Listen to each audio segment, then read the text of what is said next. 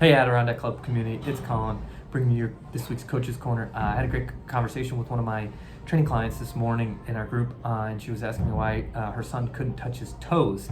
And he's maybe just getting into middle school, and we actually get this quite a bit about my kid being super stiff, not able to touch his toes.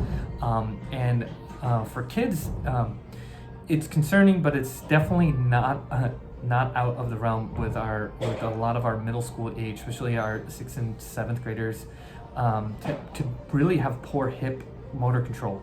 And what I mean by that is they don't move very well, and they don't know how to move from certain joints. And some kids grow inch or two in a month, and you think about those muscles were in good length, and then they get yanked out, and they're really hanging on there. And what happens in those situations is your body needs to protect areas it can't stabilize well.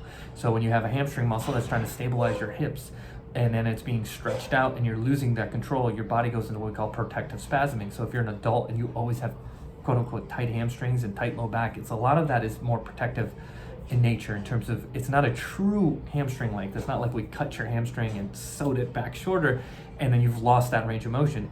It's more on the long lines of your body perceiving the area is not stable in your hip or in your low back, and then instead of letting you do weird stuff and go beyond your range of motion, it tightens everything down. So with our kids, with our middle school kids, especially our young middle school kids, we work on those patterns. We definitely don't make it a huge focus, and a lot of times it's just teaching them how to move. They move from their spine a bunch, and then they can't touch their toes because they've used up all their spine range of motion.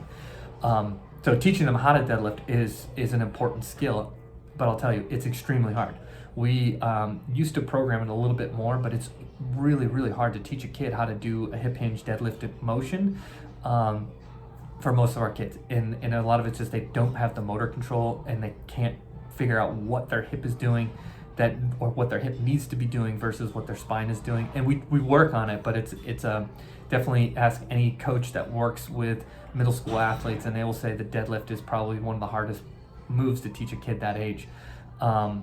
And good luck to you skill coaches and teaching kids to get into the athletic ready position. It's very hard to teach them that. So it's definitely not something to be super concerned about. Now, when you get into the high school age and you're struggling touching your toes and that kind of stuff, then we're looking at a true injury risk possibility, and we always want to work on that skill. But it's definitely something we see quite commonly, and we work on it, and getting a little bit stronger a lot of times just unlocks that as your body gets the stability. So if your athlete needs help getting stronger, faster, more confident, send them over to us. We'd love to work with them.